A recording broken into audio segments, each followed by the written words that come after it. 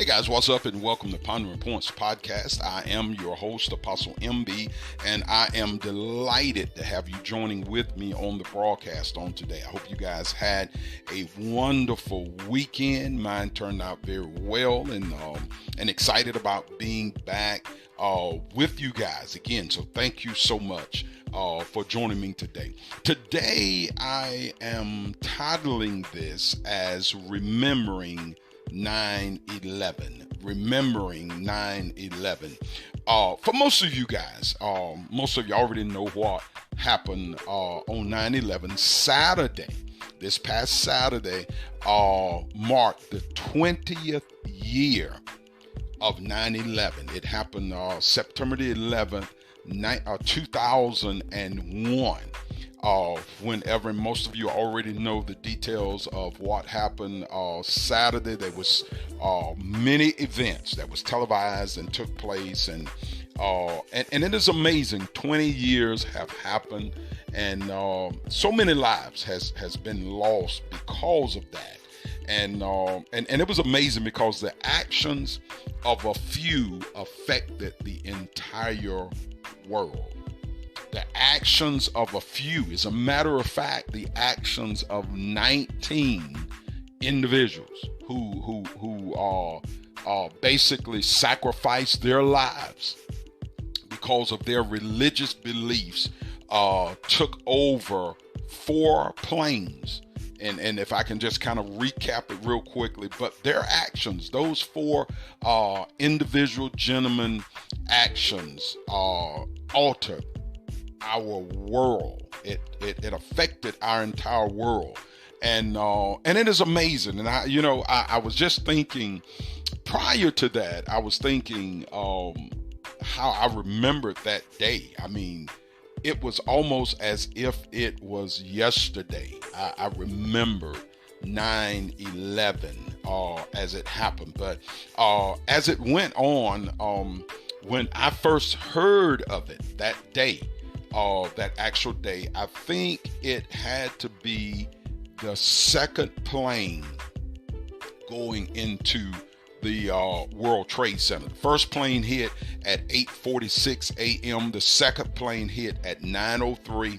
The third plane hit a portion of the Pentagon at 9:37. And then the fourth plane crashed in a field in Pennsylvania at 10:03 a.m. In a matter of almost minutes,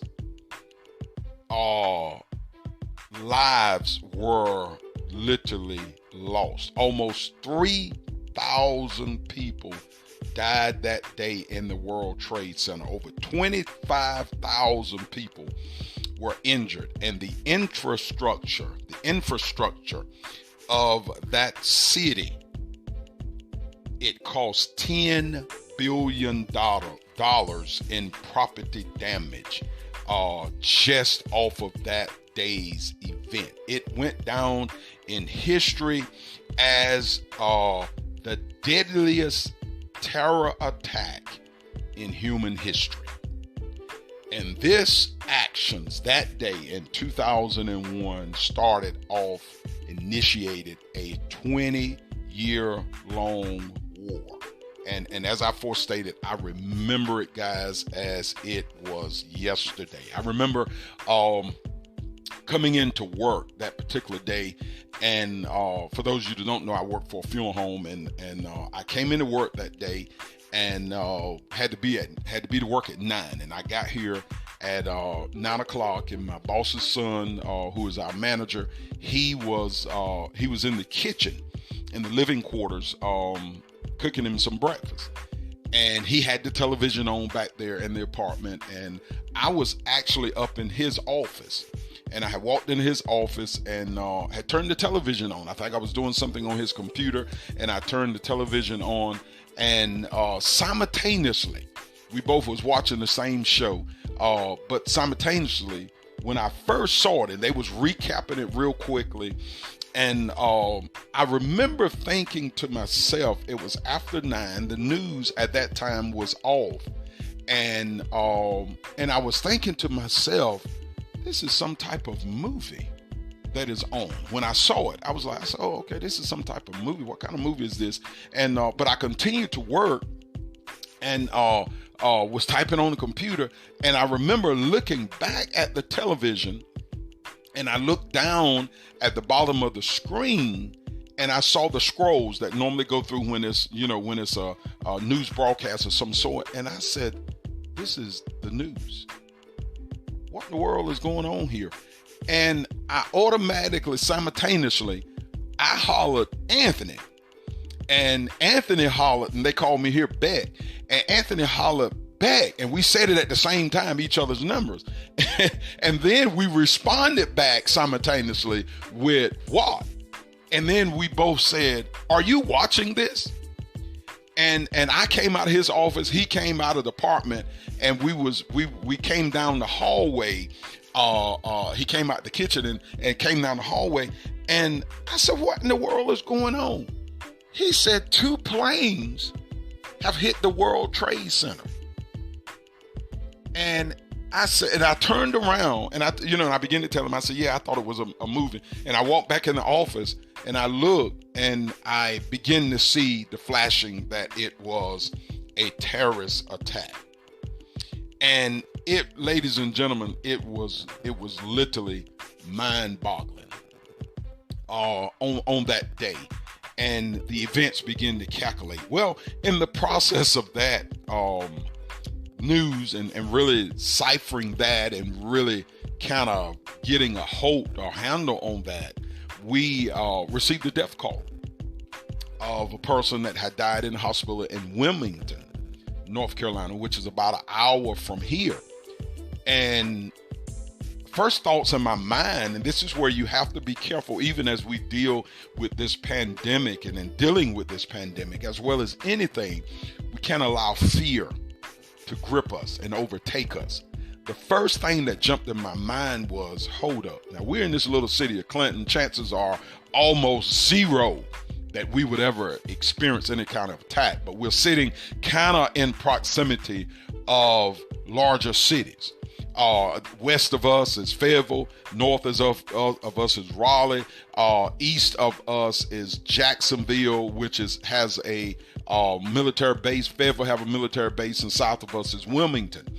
And the first thing jumped in my mind was, okay, is this thing all-out attack they're gonna next start hitting large cities?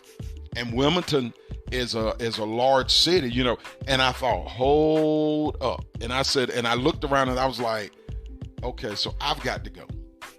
And I took off and I proceeded on to get there. And I got there that day. This is all still on 9/11. I'm listening to the news, NPR News, and many of the other news were covering the story, trying to piece together what was happening, and all that other stuff. And I got a mind-blowing sight. As I entered into Wilmington, I came through down 421 is the way I normally go instead of 40. And whenever I came in, and you do a little zigzagging to get to the hospital, I turned on a street. And it was the street where the Red Cross facility that they have there in Wilmington was at. And I literally had to stop. This was probably about 4 hours after this had happened. May not even been 4 hours. I literally had to stop in the road because there were individuals extended all the way across the road. They had the road blocked. The facility was on one side of the road, parking. They were parking in the facility, but the parking lot was filled. So people was parking across the road, and literally the line just went out across the road. And from that parking lot of people lining up because they began to say that they needed and would need blood because of all of the people that was injured. Now keep in mind, over 20,000 people have been injured. People that did escape, people that was on the ground that came out, and all sorts of stuff. And so you had all these people that was out there, many was injured, many needing blood, and they responded. And it blew my mind that the southern portion of North Carolina responded. And I know it was in other areas, but it blessed me. And I grabbed my cell phone and I picked my phone up and I called back to the office and I told them, I said, I had to stop. Well, of course, the police came and they kind of, pulled the people back so that, it wouldn't block the road or whatever. But the people was responding. And the intensity was so great that day. It was so strong. People was on edge. People was nervous because they didn't really know what was going on. Well, just, out of air of caution, ladies and gentlemen, I got what I went there for and I got out of there. And I came back to Clinton just as quick as I can. But as we celebrate, and it's not a celebration, I think, of course, and that's the wrong word, as we honor this event and remember this event, my prayer is for all that has been affected.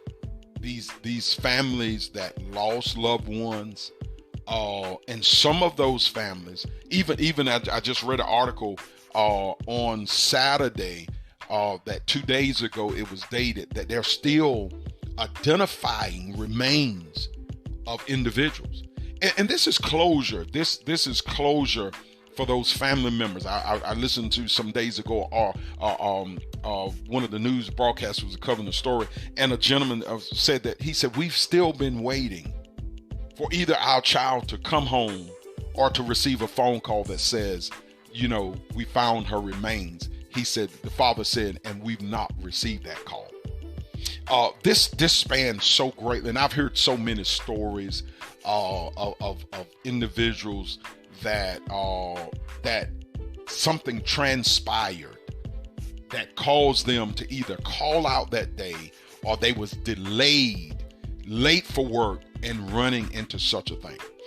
This has spanned out. One of my mother's distant cousin's daughter perished in the World Trade Center. She worked there, and her remains was brought back to North Carolina and buried on their farm and on their property. But so much has happened, and again, our prayers should be continuously for those who have lost their life as a result of this. And it is a sad thing, and I know it brings back a lot of memories of that. So let's continue, and I'm finishing up on my remembrance today. But let's continue to keep those that have been affected by this event of September 11th. Let's continue to keep them in prayer.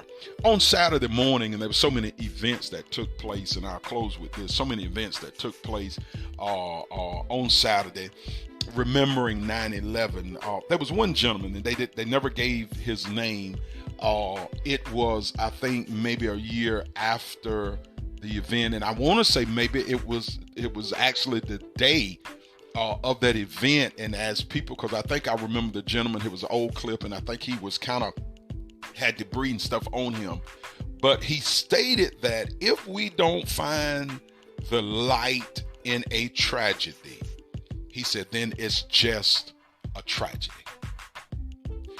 The Bible tells us, and I had not planned to use a scripture, and y'all know I always give you a scripture of some sort or some reference, but there's a scripture in the Bible said that all things, and this just popped in my head as I'm talking to you today, but the Bible said all things work together for the good of them.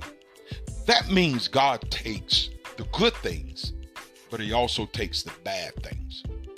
My vehicle, your vehicle, and any other person's vehicle will not crank without the contacts and the assistance of the negative post as well as the positive post working together to initiate a action on the engine of the vehicle or any said vehicle that is battery powered. It requires the negative and the positive. And tragedies happen, big and small. Things happen in our life. We experience it, we see it. Though it was way in New York, but the effects has shifted our entire world. It was a tragedy. And tragedies has happened since then all over the world. But our objective, I really believe, is to find the light in the tragedy. Find the good. Because in everything, there's good in it. Everything, there's something good that was transpired. And that gentleman said, if we don't find the light in it, then all it is or was and will be is just a tragedy. So, ladies and gentlemen, today, let us be wise. Let us be conscious. Let us find the light in the midst of this tragic situation, even though it happened 20 years ago. But another one can take place. It can happen again if we're not careful. So guys, that's all I have for you today. I hope that you have a wonderful, wonderful day and a fantastic week. Be safe out there. This pandemic is cranking up again. Be safe out there and continue to do what you need to do until this thing get past. Until then, this has been Apostle MB with your Pondering Points podcast. Shalom.